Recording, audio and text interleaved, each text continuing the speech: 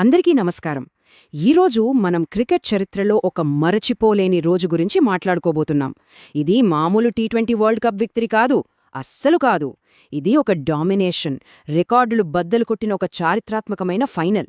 పదండి ఆ మ్యాచ్లోకి ఓసారి లోతుగా వెళ్ళి చూద్దాం. అవును, టీ20 ఫైనల్స్ చరిత్రలోనే ఇంతకీ డామినేషన్ ఎప్పుడో చూసి ఉండం. అంటే ఇది గెలుపులా లేదు, ప్రత్యర్థిని పూర్తిగా చిత్తు చేసినట్టుంది. ఒక ఏకపక్ష పోరు అన్నమాట. అయితే అసలు ప్రశ్న ఏంటంటే, ఇంత పెద్ద విజయం ఎలా సాధ్యపడింది? ఏంటి ఆ స్ట్రాటజీలు, ఏ ప్లేయర్స్ పర్ఫార్మెన్స్లు ఈ అద్భుతమైన రిజల్ట్కి కారణమయ్యాయి? ఇప్పుడు చూద్దాం. సో ముందుగా ఈ గెలుపు ఎందుకు అంత స్పెషలో చూద్దాం. ఇది ఏదో ఒక్క రికార్డ్తో ఆగలేదు. ఒకే ఒక్క మ్యాచ్లో 3 చారిత్రాత్మక మైలురాళ్లు సెట్ అయ్యాయి. అందుకే మనం దీని ఒక ట్రిపుల్ క్రౌన్ లాంటిది అని చెప్పుకోవచ్చు. అందులో మొదటిది స్కోర్ బోర్డ్. ఫైనల్ మ్యాచ్లో టీమిండియా సృష్టించిన పరుగుల సునామీ గురించి చెప్పాలి. అది టీ20 వరల్డ్ కప్ హిస్టరీలోనే ఒక సరికొత్త ప్రపంచ రికార్డును క్రియేట్ చేసింది.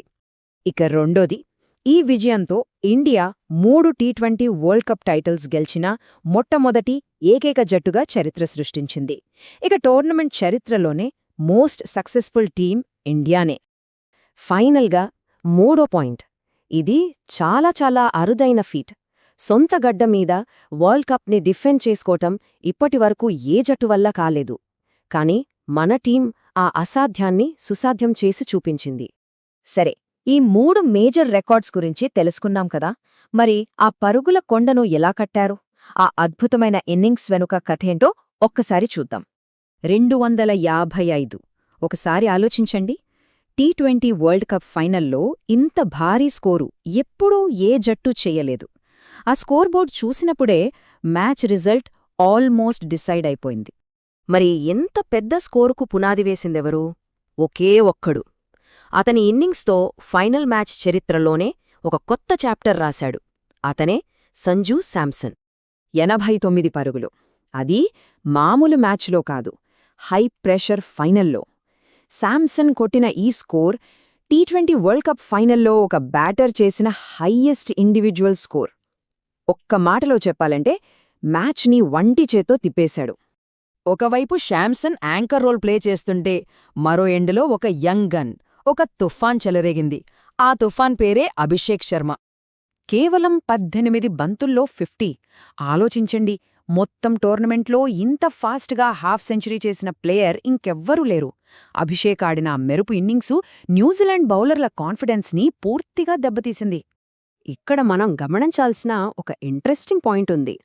కెప్టెన్ రోహిత్ శర్మ ఆ మ్యాచ్లో ఫెయిల్ అయినా కూడా ఇంత పెద్ద స్కోరొచ్చింది. ఇదేం చూపిస్తుందంటే జట్టులో ఉన్న డెప్త్ని. ఒక స్టార్ ప్లేయర్ రాణించకపోయినా బాధ్యత తీసుకుని నిలబడేందుకు వేరేవాళ్లు రెడీగా ఉన్నారు. సో ఇండియా బ్యాటింగ్ అదరగొట్టింది. మరి ఇంత పెద్ద టార్గెట్ చేజింగ్లో న్యూజిలాండ్ ఎలా ఆడింది? వాళ్ల పతనం ఎందుకు తప్పలేదో ఇప్పుడు చూద్దాం.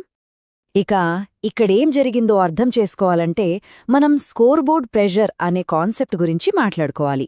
సింపుల్గా చెప్పాలంటే కొండంత లక్ష్యాన్ని ఛేదించాలనే ఒత్తిడి బ్యాటర్ల చేత తప్పులు చేయిస్తుంది. న్యూజిలాండ్ విషయంలో అక్షరాల అదే జరిగింది.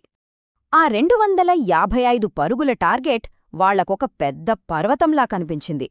చేజింగ్ మొదలైనప్పట్నుంచే తడబడ్డారు. ఏ స్టేజ్లోనూ మళ్లీ ట్రాక్లోకి రాలేకపోయారు. ఫైనల్గా ఆ పరుగుల పర్వతాన్ని ఎక్కలేక కుప్పకూలిపోయారు.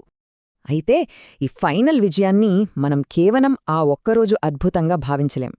ఇది మొత్తం టోర్నమెంట్ అంతటా ఇండియా చూపించిన డామినేషన్కి పరాకాష్ఠ. ఆ డామినేషన్ ఎలా ఉందో చెప్పడానికి కొన్ని నంబర్స్ చూస్తే చాలు. బ్యాటింగ్లో చూడండి, ఇండియా డామినేషన్ ఎంత క్లియర్గా ఉందో. Sanju Samson, Ishan Kishan tournament top 2 run స్కోరర్లు మనవాళ్లే. దీన్ని బట్టే అర్థం చేసుకోవచ్చు మన బ్యాటింగ్ లైనప్ ఎంత స్ట్రాంగ్గా ఉందో. ఒక్క బ్యాటింగే కాదు, బౌలింగ్లో కూడా కథ సేమ్. జస్ప్రీత్ బుమ్రా, వరుణ్ చక్రవర్తి ఇద్దరూ కలిసి టోర్నమెంట్లో జాయింట్ హైయెస్ట్ వికెట్ టేకర్స్గా నిలిచారు. అంటే బ్యాటింగ్, బౌలింగ్ రెండిట్లోనూ టాప్ మనమే. దీన్నే కదా కంప్లీట్ టీమ్ పర్ఫార్మెన్స్ అనేది. సరే, ఇప్పటిదాకా మనం చెప్పుకున్నదంతా ఒక్కసారి క్లుప్తంగా చూద్దాం. ఈ ఒక్క ఫైనల్తో ఎన్ని రికార్డులు క్రియేట్ అయ్యాయో ఆ లిస్టు చూస్తే ఆశ్చర్యం కలగక మానదు. చూశారుగా, ఇది నిజంగా ఒక లెజెండరీ విక్టరీ.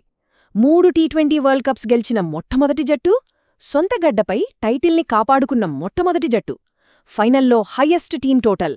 ఫైనల్లో హయ్యెస్ట్ ఇండివిజువల్ స్కోర్. టోర్నమెంట్లోనే ఫాస్టెస్ట్ 50. ఒకటేమిటి, అన్ని రికార్డులే.